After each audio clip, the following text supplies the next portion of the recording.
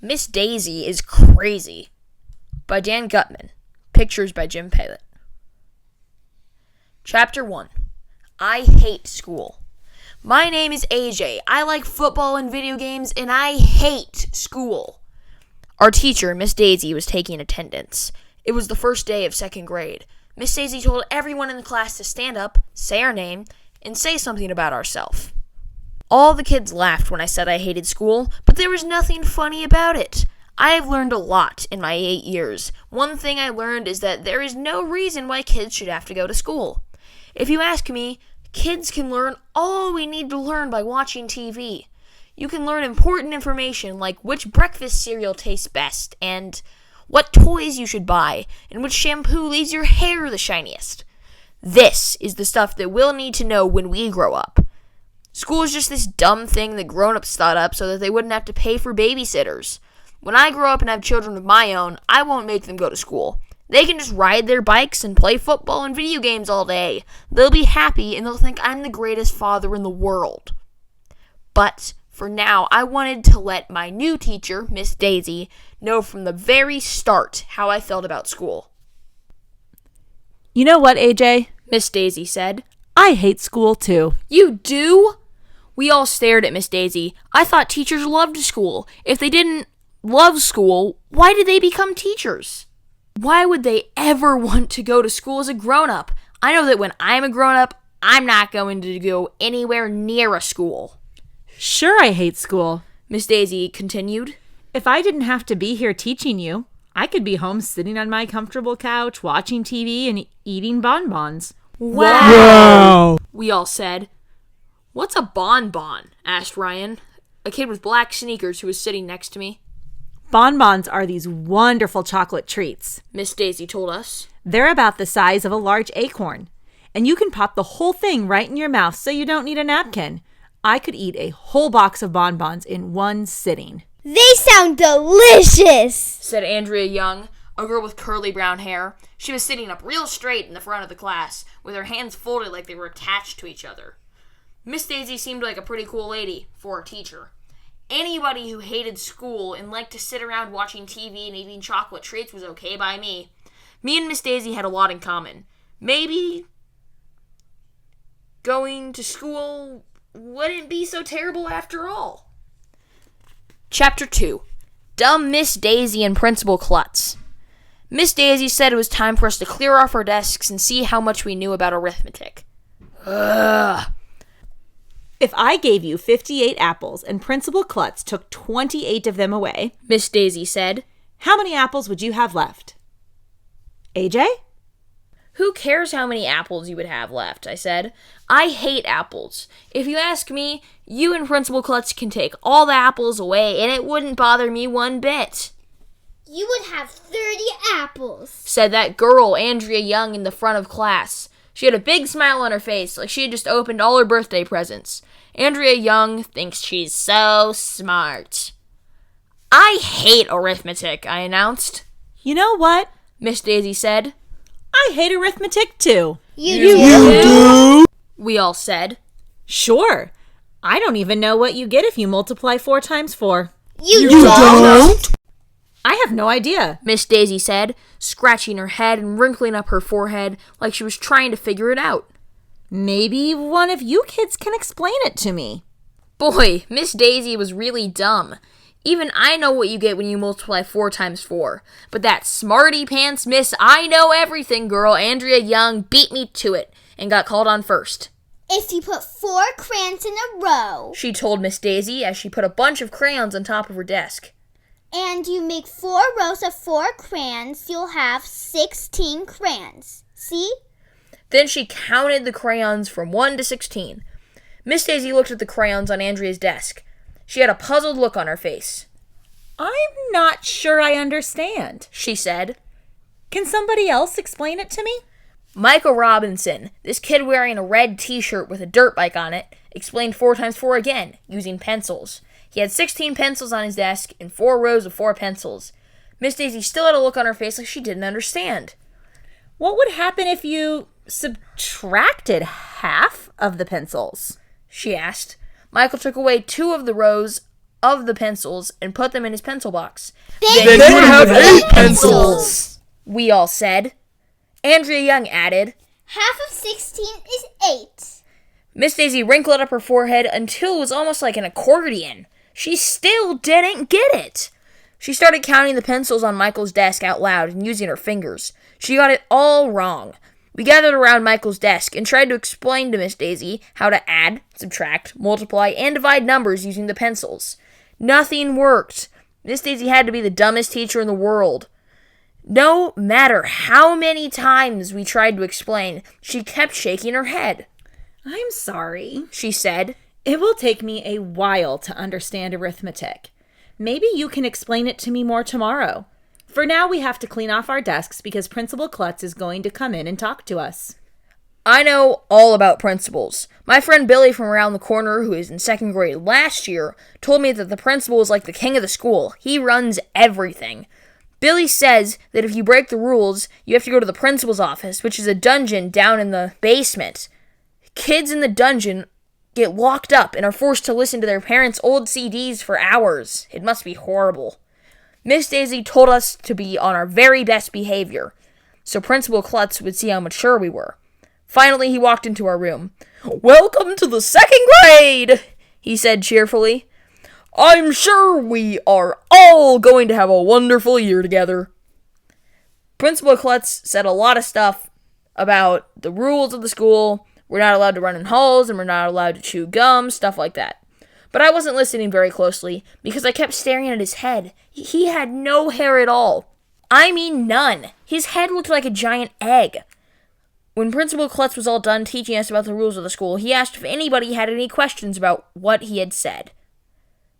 "Did all your hair fall off your head?" I asked. "Or did you cut it off?" Everybody laughed, even though I didn't say anything funny. Miss Daisy looked at me with a mean face. "Actually, it was both," replied Principal Klutz with a chuckle. "Almost all my hair fell out on its own, so I decided to shave the rest off." That's the saddest story I ever heard. Said this girl, Emily, and she burst into tears. "Don't feel bad," Principal Klutz said. "It could have been a lot worse." Ow. Sniffled Emily. "Well, at least my brain didn't fall out of my head." We all laughed, even Emily. Principal Klutz was a pretty funny guy for a principal. "Any other questions?" "Do you have a dungeon down in the basement where you put the bad kids?" I asked. "Actually, the dungeon is on the 3rd floor," Principal Klutz replied. Nobody laughed this time. He quickly told us that he was just making a joke and that he didn't have a dungeon at all. Principal Klutz must have felt bad that we didn't think his joke was funny, because he invited us up to the front of the room to touch his bald head. We did, and that made everybody feel a lot better. Principal Klutz seemed nice, but a lot of people seem nice when you first meet them. Then, later you find out they are evil villains who plan to take over the world. I bet he was lying about the dungeon. Chapter 3. How to Spell Read. Before school started, my mother told me that 2nd grade was the most interesting grade because this was the year I would be able to read chapter books all by myself. I already knew how to read, even though I had tried very hard not to learn. You see, my friend Billy told me that you don't really have to know how to read. Billy says that when you grow up and make lots of money, you can pay people to read for you. That sounded good to me. "I hate reading," I announced when Miss Daisy passed out some spelling worksheets. Me too. Miss Daisy agreed. You do? We all asked. Yep. She said. I can't read a word. You can't? Nope. You can't even spell the word read? Michael Robinson asked. I don't have a clue. She said, scratching her head the same way she did when she told us she didn't know how to multiply 4 times 4. Just sound it out, Miss Daisy. Andrea suggested. R-E-E-D? Miss Daisy said. No! We all shouted. I give up. She said. Do any of you know how to spell the word read? R-E-A-D. We all chanted. Wow. I didn't know that. Marveled Miss Daisy. You have taught me a lot today. How did you get to teach second grade if you don't even know how to spell read? Asked Ryan. Well, I figured that second graders don't know how to spell very well, so it wouldn't matter whether or not I could spell. I know how to spell lots of hard words. Andrea Young announced. Me too. Everybody else said. Really? Miss Daisy said. Like what? Everybody started shouting out words and how to spell them. But Miss Daisy stopped us and made us take turns. She said each of us had to go to the chalkboard and write 3 words we knew. I wrote tonight, writing, and McDonald's. By the time we were done, the whole chalkboard was filled with words. There wasn't even any room left for more. Wow. Miss Daisy said. You kids have taught me so much this morning. I'm really glad I decided to become a teacher. Miss Daisy is crazy. Chapter 4. In the lunchroom, I opened my lunchbox and saw that my mom had packed me a peanut butter and jelly sandwich. I traded it with Michael Robinson for his potato chips. Everybody was talking about Miss Daisy. Miss Daisy is crazy, Ryan said. She's the weirdest teacher I ever had, said Emily. She can't read, she can't write, and she can't even do arithmetic. What kind of teacher is that? A bad one, I said. Hey, I just thought of something, Michael Robinson was able to say even through his mouth, which was filled with peanut butter. Do you think that maybe Miss Daisy isn't a teacher at all? What do you mean? Ryan asked. Maybe she's an imposter, said Andrea. An imposter? What's that? I asked.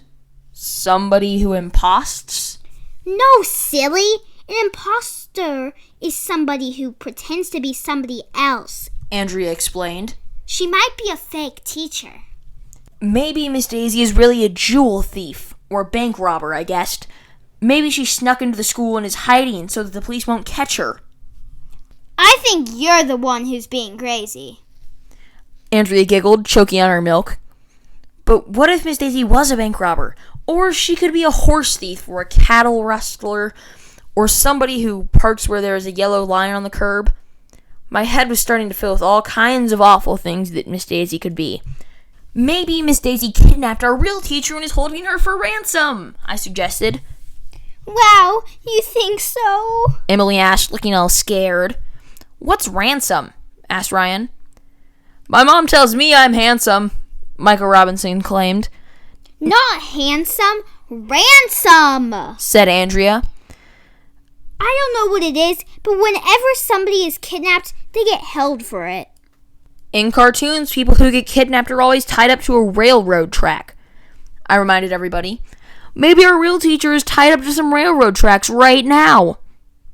We've got to save her, said Emily, and she went running out of the lunchroom. Wait a minute, said Michael Robinson.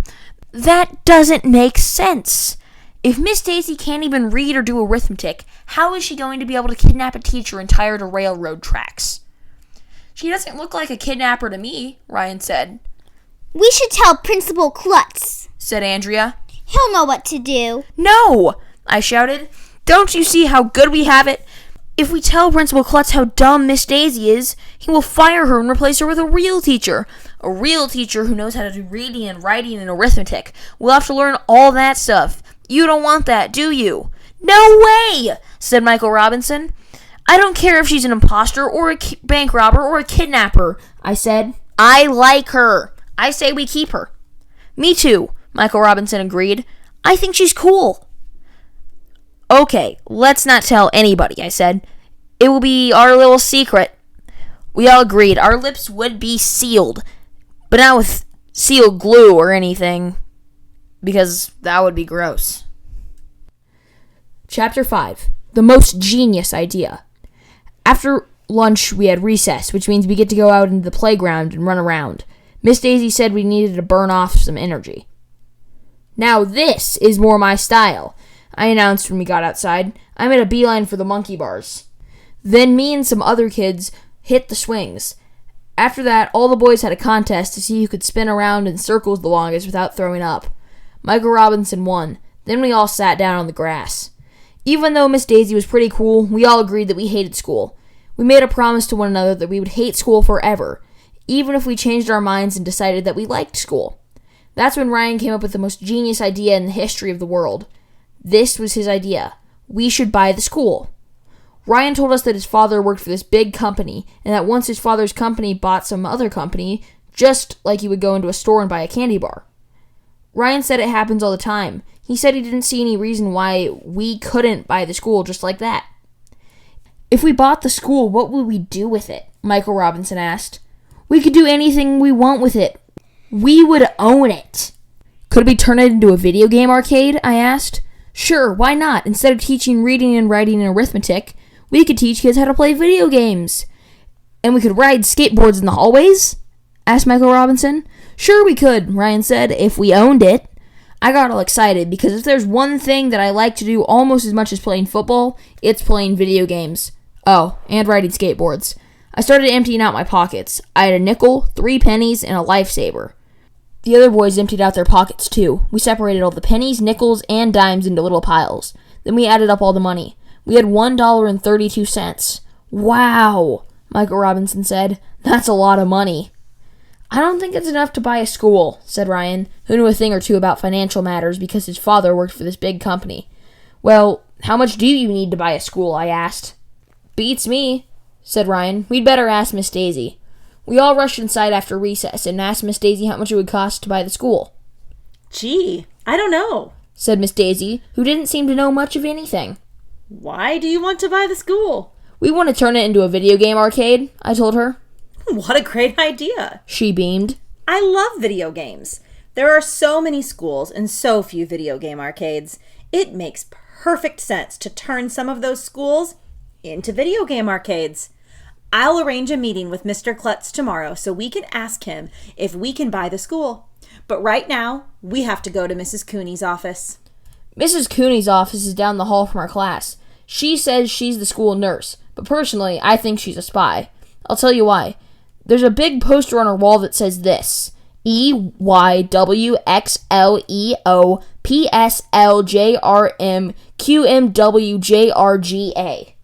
I tried to read it, and it didn't make any sense at all. Andrea Young didn't even know how to read the poster, and she knows everything. I think Miss Cooney has created a secret code, and she's using the poster to send mystery spy messages. I will have to keep an eye on her. When we walked into Mrs. Cooney's office, she had us all line up in size order. I was one of the shortest, so I had to stand at the front of the line. Then, Mrs. Cooney told us to take off our shoes. At first I thought she didn't want us to track mud all over her office, but then she told us that she was going to weigh and measure us. Obviously, she is trying to gather information about us, because that's what spies do. My friend Billy says that the heavier you are, the smarter you are, because heavy people have bigger brains. But I think Billy just says that because he's overweight. I weighed 52 pounds. Mrs. Cooney showed us this awesome ruler that she has. It is made of metal and it stretches out 6 feet long. When she presses a button, the whole thing shoots into her hand and disappears like magic. Super cool. I'll bet she has lots of other spy tools. She wouldn't let us play around with her magic ruler, but Miss Cooney ran around measuring everything. She showed us that the bench we were sitting on was 17 inches high, the door to her office was 30 inches across, and her foot was 12 inches long. Hey, my foot is a foot! Mrs. Cooney exclaimed. Aren't all feet feet? I asked. Some feet are less than a foot, and some feet are more than a foot, she replied. But my foot is exactly a foot. I had no idea what she was talking about. Mrs. Cooney wrapped the measuring tape around her forehead and announced, Look, my head is almost 2 feet in circumference. I knew that circumference was the distance all the way around the circle, and diameter was the distance through the middle of the circle. What's the diameter of your head, Mrs. Cooney? I asked. Everybody laughed, even though I didn't say anything funny. That would be hard to measure. But isn't measuring things fun? Mrs. Cooney asked. I wonder how much the scale weighs.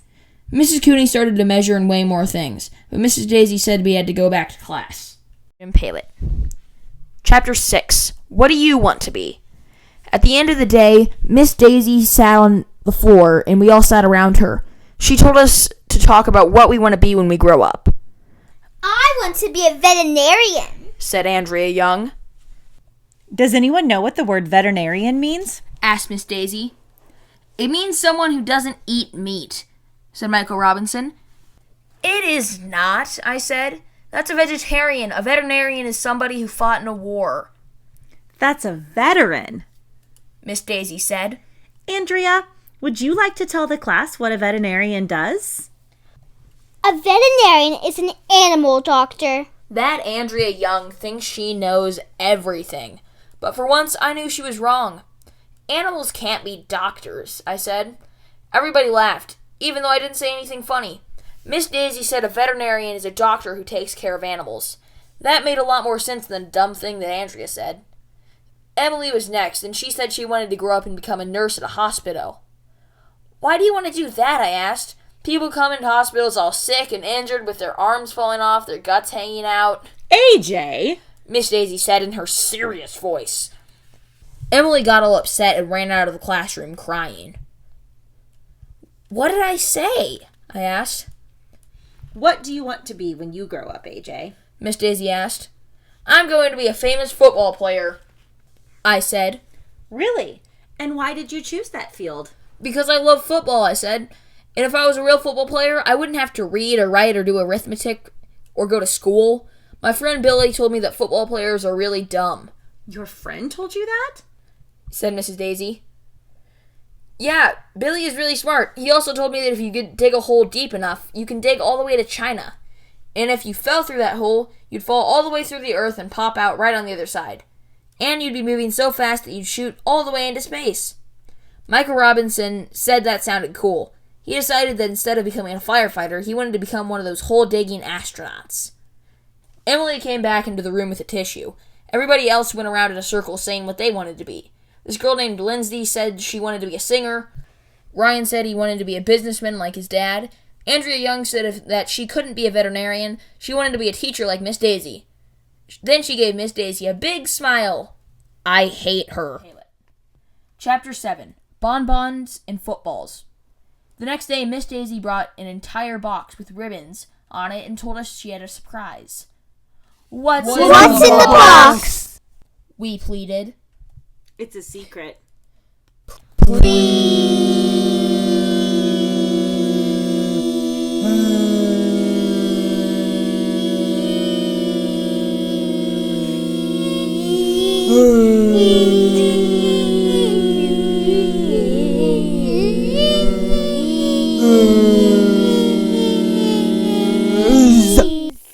Well, okay.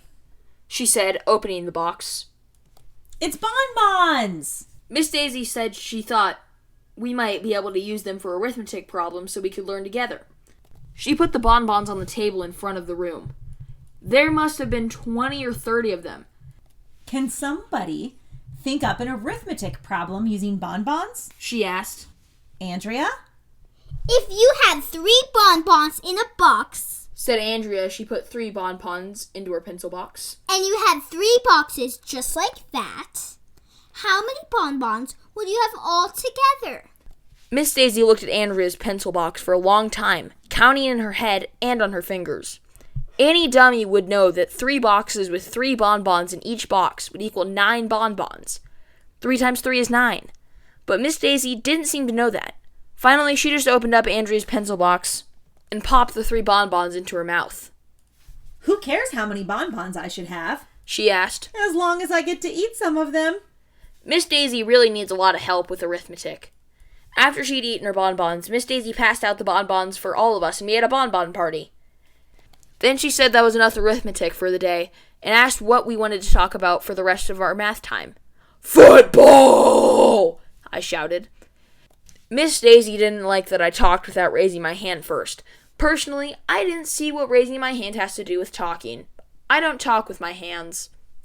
But she did let me talk, and I told her that football is just about my favoriteest thing in the world, and I knew all about it. My dad takes me to every game of the Chargers, a professional football team. Maybe you can help me. Miss Daisy said. I always wondered how long is a football field? 100 yards, I told her. Anybody knows that. Wow! That's a big field. With a field that big, how can you and your father see what's going on? My dad always tries to get us seats near the 50-yard line, I said. They're the best tickets, Why? Miss Daisy asked. Because the 50-yard line is right in the middle of the field. Does that mean that half of 100 yards would be 50 yards? She asked. Yup. I see. Miss Daisy said. So, if you know there are 100 yards on a football field, do you know how many pennies there are in a dollar? Andrea? 100! Hollered Andrea Young. Just like a football field. Really? Said Miss Daisy. So if half the football field is 50 yards, how many pennies are in half a dollar? 50! Michael Robinson shouted. Because 50 is half of 100, and 50 plus 50 makes 100. And half of 50 must be 25 because 2 quarters is 50 cents. Added Emily. And 4 quarters makes $1, Ryan exclaimed. And 4 quarters makes a football game too! Miss Daisy shouted, jumping up and down with excitement. Wait a minute, I said. I thought you told us that you were finished with arithmetic. That wasn't arithmetic. She told us. It was football. Well, okay, I said. Just as long as you weren't trying to sneak arithmetic into our conversation about football. Would I do that? Miss Daisy asked, and then she winked at me. Sometimes it's hard to tell if Miss Daisy is serious or not. Chapter 8. A lot of books. On Thursday, Principal Klutz came into our class. He was wearing a hat, which almost made him look like a regular person who had hair on his head. I have to go to a meeting, Principal Klutz told us, but I heard that some of you second graders had something important that you wanted to discuss with me. Miss Daisy said that I could ask my question. Can we buy the school? Principal Klutz said. Is what grown-ups say instead of or when they don't know what to say. Why would you want to buy the school? Principal Klutz asked. Because we want to turn it into a video game arcade, I told him. Oh, I see, the principal said. Schools cost a lot of money. How much? I asked. If you tell us how much it'll cost, we'll raise the money. I'll tell you what, Principal Klutz said. I can't sell you the school, but I can rent it to you for a night. Do you know the difference between renting and buying? Andrea Young got her hand up first, as usual. When you buy a video, you get to keep it forever, she said. If you rent it, you have to return it to the video store in a couple of days. That's right, the principal said. Would you be interested in renting the school for a night? How much would that cost? I asked. 1,000,000 pages, Principal Klutz replied. Huh? If you kids read 1,000,000 pages in books, you can turn the school into a video game arcade for one night. 1,000,000 pages? That sounded like a lot of books. How about 1,000 pages? I suggested. 1,000,000, said Principal Klutz. That's my final offer. Take it or leave it. Would it be okay if some of the other classes helped us out? Miss Daisy asked. Certainly, Principal Klutz said. The more the merrier. I'll tell you what I'm going to do. If the kids in this school read 1,000,000 pages, I will come to the big video game night dressed in a gorilla suit. You've got a deal, I said, rushing forward to shake Principal Klutz's hand. In my head, I was already hatching a plan. Chapter 9. Put those books away. As soon as I got home from school, I went up to my big sister Amy's room. Amy's in 5th grade, so she knows a lot of things. You've got to help me, I said. If the school reads 1,000,000 pages in books, Principal Klutz will put on a gorilla suit and let us turn the school into a video game arcade. I would do anything to see that, Amy said. Amy knows how to work the computer really well. She helped me make posters that said, let's turn our school into a video game arcade, and let's turn Principal Klutz into a gorilla. We tacked the posters up all over Main Street. Amy sent emails and instant messages to all the kids in 5th grade. The next morning, we tacked the posters up all over our school. I passed them out to the kids I saw. Mrs. Rupee, the school librarian, said we could put up some posters in the library. Miss Lazar, the custodian, said we could put up some in the lunchroom in the bathrooms. Mr. Loring, the music teacher, said we could put some up in the music room. By the end of the day, everyone in the school was reading like crazy. Kids were reading during lunch. Kids were reading during recess. Kids were plowing their way through books and running to the school library to ask Miss Rupee if they could check out more. I read a book about frogs, and I don't really even care about frogs. Some of the teachers started to get mad because kids were reading books when they were supposed to be doing other things. Please put those books away, Miss Daisy said. It's time for reading. Miss Daisy said she was sorry that she wouldn't be able to help us very much because she didn't know how to read, but she was nice enough to draw a big mural in the hallway with a giant thermometer on it. Every time we read a lot of pages, she would make the temperature line on the thermometer go up. At the top of the thermometer were the words 1 million. Soon kids were bursting into our room and yelling, "Mrs. Biggs's class has read another 500 pages," and "Miss Hadversnatz says to add another 600 pages." It was fun watching the temperature go up. At the end of our week, the school had read almost 500,000 pages. Chapter 10. Football players are really dumb. Boys and girls, today we have a very special and famous guest. Miss Daisy said.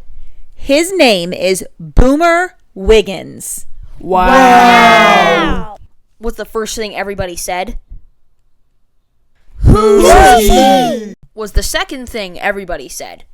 But I knew who Boomer Wiggins was because Boomer Wiggins was my hero. He was the quarterback of my favorite football team, the Chargers. Wow, a real-life football player in our classroom. Miss Daisy told us that Boomer Wiggins had a daughter in 4th grade, and that's why he was spending the day at our school. When Boomer Wiggins walked into the class, everybody gasped. He was really big and had so many muscles that poked right against his shirt. We all crowded around him, and Boomer let us feel his arm muscles. I couldn't even get my hands around them. Then Boomer picked Emily up with one hand. He was amazing. Then he gave each of us a little plastic football, and he signed his name on each one. Does anybody have any questions? "Do you like knocking guys on their butts?" I asked. Everybody laughed, even though I didn't say anything funny. Miss Daisy said it was butt, not butts, because a person only has one butt. I said that a butt was divided into 2 halves, so it really could be butts. Miss Daisy said that was enough of that talk.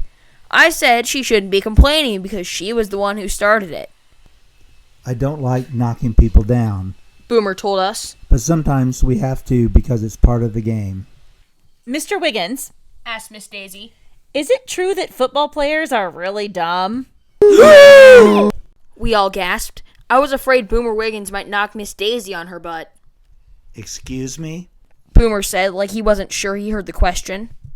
Well, somebody once told me that if you play football, you don't have to know how to read or write or do arithmetic or go to school.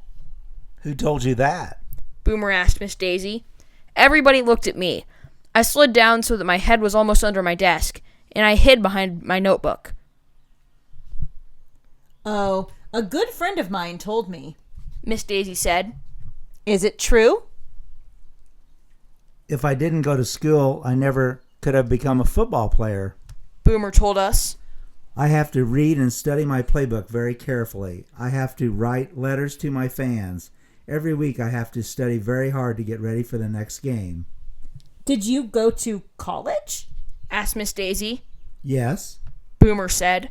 And when my football career is over, I plan to go back to school so I can become a doctor. Wow, I said. I want to go to college someday so I can become a doctor and knock guys on their butts. Butt. Everybody laughed even though I didn't say anything funny. Then, to prove how smart he was, Boomer Wiggins read us a book and passed out bookmarks that said, "Achieve your goals by reading" on them. Miss Daisy said that even though Boomer read us the book, we could still add 52 pages to the number of pages we read. The temperature level on the thermometer in the hallway kept getting higher and higher. Chapter 11. We Rule the School. Finally, the big moment arrived. It was Andrea Young, of course, who read the 1,000,000th page. We all cheered when Miss Daisy went out in the hallway and filled in the top of the thermometer all the way up to the words 1 million. That Friday night, everybody in the whole school showed up at school. Can you believe it? I actually couldn't wait to get to school on the weekend. When we got there, a big banner was hanging over the front door that said, "We read 1,000,000 pages" on it. Principal Klutz was waiting for us. He was wearing a gorilla suit, just like he promised. Inside there was a table of snacks and treats and juice. Miss Daisy had brought in bonbons. But best of all, the gym was filled, wall to wall, with video games. I had never seen so many video games in my life. Families had brought in lots of TV sets, game systems, and games, and lined them all up around the gym. We could play all we wanted, and the only rule was that you had to take turns. For the kids who didn't like video games, there were tables of board games set up in the middle of the gym. I think they're called board games because you get so bored playing them. I played about every video game in the gym. After a few hours of staring into screens, I had a splitting headache, my hands hurt, and I thought my eyes were going to fall out of my head. It was the greatest night of my life. Chapter 12. Poor Miss Daisy. Monday at school, we had social studies. Miss Daisy said she was really sorry, but she didn't know anything at all about social studies and that we would have to help her. I don't even know the name of the first president of the United States. She told us. You don't? We all said. I haven't a clue. It was George Washington. We all shouted. Really? Miss Daisy said with a wink. Never heard of him. I was beginning to suspect that Miss Daisy might have just been pretending that she didn't know anything all along.